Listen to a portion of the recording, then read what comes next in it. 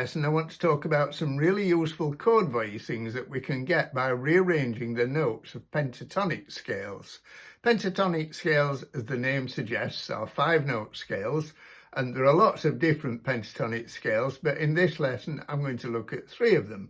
The major pentatonic, starting on C, that would be the pentatonic with a flattened third, and the dominant pentatonic. Now, in the introduction, I played some chord voicings from a C major pentatonic scale, which can be used as rootless voicings for several different chords. Here's a C major pentatonic scale. The notes are C, D, E, G, and A. It's like a C major scale, but with 2 of the notes, the 4th F and the 7th B, missing. It contains all the notes of a C6/9 chord. C is the root, E is the 3rd, G is the 5th, A the 6th, and D the 9th. Now, let's arrange that scale starting from the top, going downwards like that. And we're going to displace, starting from the top, every other note down an octave. So we're going to take the A out of there and put it down there, and then take the E away from there and put it down there. We've now got a lovely rootless voicing for a C major 6/9 chord. It's built entirely of perfect fourths, and it gives it that lovely floating, ambiguous kind of sound. You can play the root down in the bass, and then add the rootless voicing above it like that. Now, let's go up the scale and do the same thing on every note. So we're going to start with D at the top now. Displace every other note down an octave. So we're taking the C out and putting it there, taking the G out and putting it there. And we've now got this voicing. Now that's mainly perfect fourths, that's a perfect fourth, that is, and that is, but just there we've got a major third. Let's do the same thing starting with E at the top. Take the D out, put that down there, now take the A out and put it down there. Now here we've got a perfect fourth, a perfect fourth, perfect fourth, and then a major third at the top. Now that particular voicing is quite famous. It's become known as the So What voicing. It's the voicing that Bill Evans played, and it's got that really lovely feeling with the third of the chord at the top. Okay, so now we do it from G at the top. Take the E, put it down an octave, take the C, put it down an octave. Now that particular voicing is actually a C6/9 voicing, and that has got C, the root note, down at the bottom. Once again, it's got all the perfect fourths there, there, and there, but the major third at the bottom. And then one more, A at the top. Take the G out, displace it an octave, take the D out, down there, and once again we've got a voicing nearly all perfect fourths with one major third in the middle. Note that when you play these voicings going up the notes of the scale, each voice in the chord goes up to the next note in the pentatonic scale. Now let's try putting some different root notes underneath and see which chords we come up with. If we put A down in the bass, play the same voicings, we get a voicing for an A-7 with an 11th, that's D, but no 9th. If we put F down in the bass and play the same voicings again, we've got an F major 7, but we've also got a 6th, the D, and we've also got the 9th, G. Now if we put D down in the bass,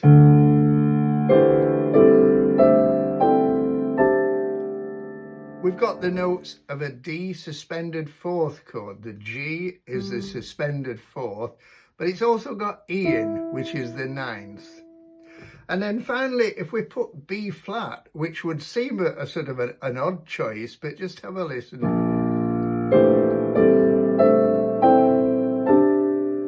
We've got a B flat 6/9 chord. G is the sixth, C is the ninth, but it's also got A, which is the major seventh, and it's got E, which is the sharpened 11th. So you get a very colourful chord voicing there. Not every one of these voicings sounds so great. For instance, with B flat in the bass, I don't think that voicing works all that well because you've got the sharpened 11th too close down there to the bass note. But when it's played up there at the top, I think you do get quite a nice voicing.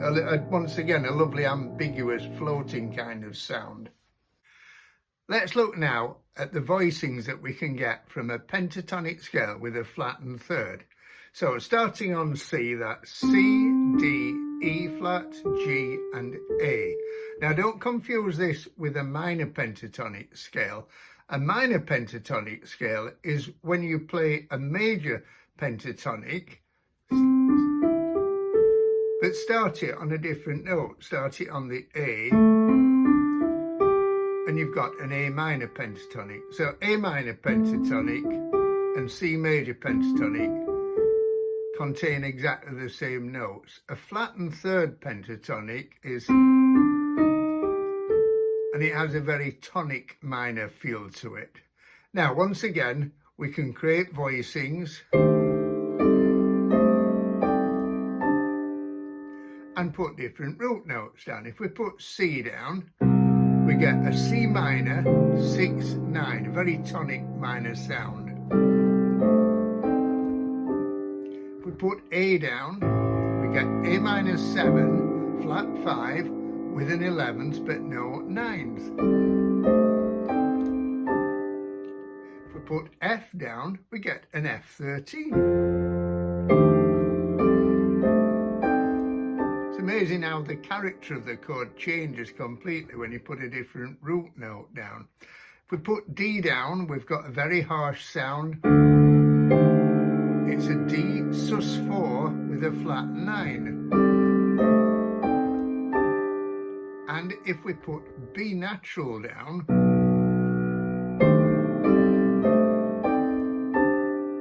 we've got a B7 with a flattened 9th and a sharpened 9th and a flattened 13. Now note that whenever you get a dominant 7th chord out of these voicings, the same rootless voicing can be applied to the flattened 5th substitute of that dominant 7th. So for example, when we play this voicing and put F in the bass, we get the F13 chord. E flat is the 7th, A is the 3rd, D is the 13th, G is the 9th, and C is the 5th. But if we play exactly the same voicing and put B down in the bass, remember that a B7 is a flattened 5th substitute for F7 because it's a flattened 5th away from F. Let's look at the notes now. Now, if we think of the E flat as D sharp, it's the 3rd. The A is the 7th. D is the sharpened 9th. G is the flattened 13th.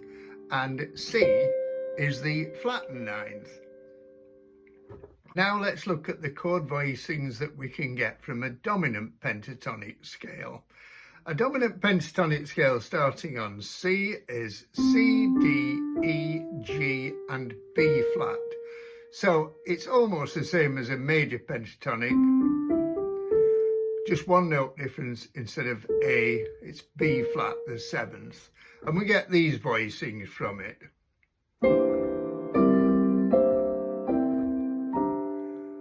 Now, with C in the bass, they make rootless voicings for a C9 chord.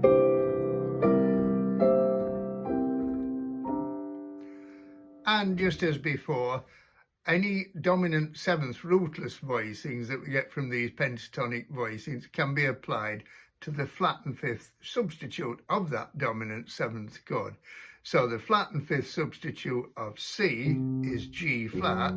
So if I play the same voicings but with G flat in the bass, then we get this.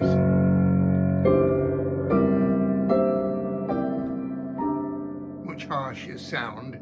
So on the G flat, E becomes the seventh, B flat the third, D is the flattened 13th, G is the flattened 9th, and C is the flattened 5th. So we've now got 4 possible different voicings for every dominant 7th chord. For C7 we've got,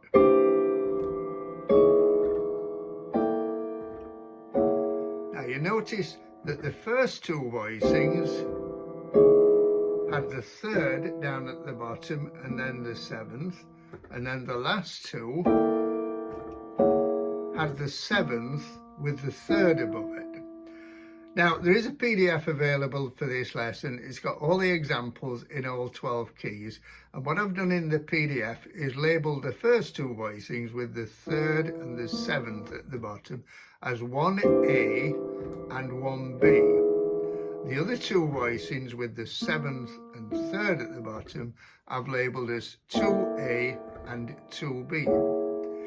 Now have a look at the top 3 notes in all these 4 voicings. When I go from 1A to 1B, the bottom 2 notes remain the same, but the top 3 notes all rise by 1 semitone. When I go from 2A to 2B, the bottom 2 notes, B flat and E, stay the same, but the top 3 notes all go down 1 semitone. So you can use these voicings to create inner movement within the dominant 7th chords. Let's look now at how we can use these dominant 7th voicings when we're comping in a 12-bar blues in C. Now in the PDF I've labelled the chords simply as C7, F7, G7, etc. I've not put details of the altered notes and upper extensions. Instead I've labelled them as 1A, 1B, 2A, 2B. So we start off with C7 using the 1A voicing. That's with the left hand having the 3rd at the bottom and then the 7th. Now look what happens when we go to F7. I've used 2A for the F7.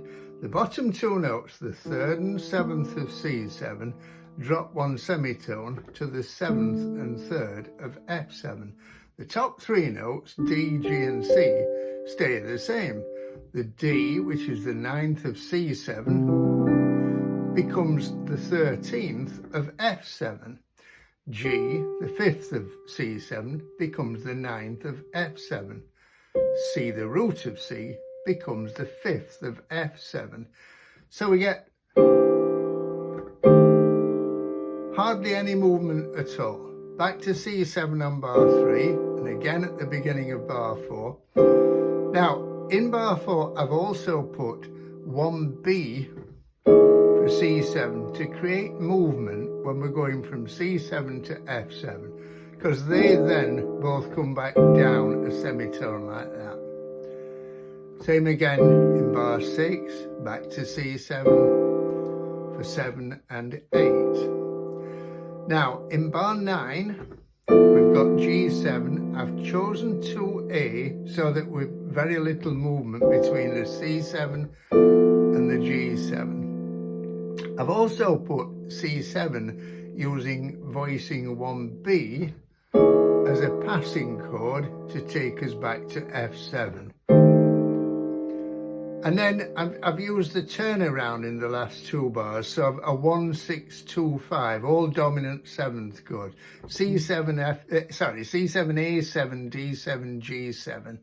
And I've done these voicings. C7 using 1A, A7, I've used 2B, D7, 1A, and then G7, 2B.